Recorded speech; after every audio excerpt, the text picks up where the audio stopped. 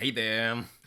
This ArtGIBS VidLes focuses upon anamorphic art, which is a visual image that has been distorted through foreshortening and angular linear perspective to make it difficult to comprehend when viewed directly, yet clearly discernible from a privileged perspective. You can see examples often today in city streets, especially in summer, and internet videos, yet this kind of optical illusion has a long history that, when known, gives new meaning to these contemporary examples. Now, there are two main types of anamorphosis: optical, also known as direct or oblique, and catroptic. Optical anamorphosis requires the viewer to look at a picture from an unusual angle instead of standing in front of the painting and looking straight on. Catroptic anamorphosis requires the viewer to use a mirror. To be seen, the image is reflected in a conical, cylindrical, or pyramidal mirror. This technique had been used in China, where anamorphoscopes were invented and brought to Italy in the 16th century. Earlier, before the invention of projectors, artists used an analog raster system to achieve anamorphic distortion. Here you can see two faces in the middle drawn up on a grid system.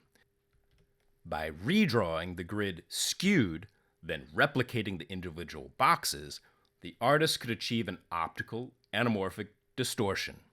Here is a simplified example. You can also achieve this distortion by visualizing the projection of an object. Da Vinci is credited with drawing one of the oldest surviving examples of anamorphic distortion. This would have been in the late 1400s, which is significant because perspective drawing was relatively new then. A better understanding of this comes with a brief review of 1-point and 2-point perspective drawing. Brunelleschi, in the early 15th century, is credited with developing the use of a vanishing point and rules of drawing that translate 3D space onto a 2D surface. Whether perspective drawing had been used in ancient Greece or Rome is uncertain. It's given the lack of clear documentation in surviving works. Use of this perspective technique was fully embraced by Renaissance artists, along with a revival of classic aesthetic and themes. Here is Raphael's School of Athens, in which he employs one-point perspective to achieve an incredible depth that draws us into the painting. In 1538, Erhard Schön used this anamorphic technique to hide taboo images, here nudity, that would at the time have been heavily censored. He also made caricatures ridiculing powerful politicians, such as these disguised comic portraits of Charles V, Ferdinand I, Pope Paul III, and Francis I. So what do you see here? The title gives us a clue. Hans Holbein presents a double portrait of two ambassadors, regally dressed, along with many objects that convey their interests and worldliness. The artist also includes an element of optical anamorphosis for poetic signification. Can you see it? What is that weird elongated shape at the bottom at an angle?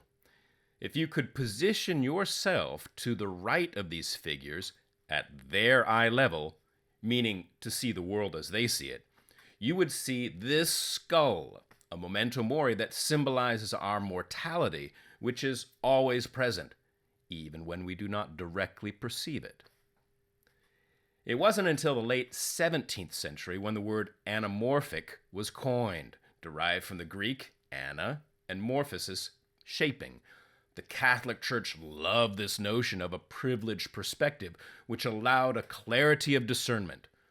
Here, in the Baroque St. Ignazio Church in Rome, the artist Andrea Pazzo composed a sumptuous view of heaven that only becomes fully clear when the viewer stands at a specific spot marked on the floor.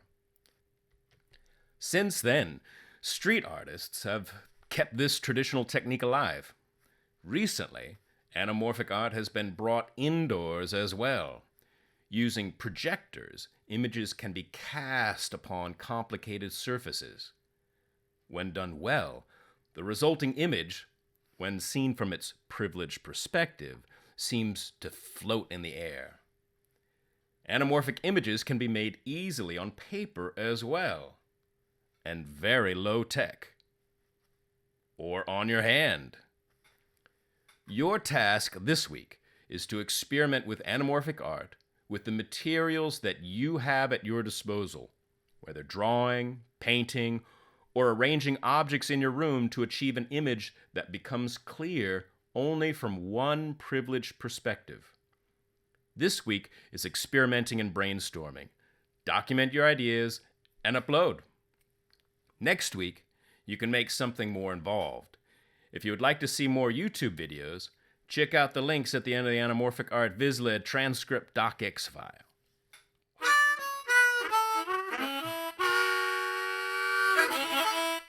And remember to take care of yourselves and your gnathic mojo.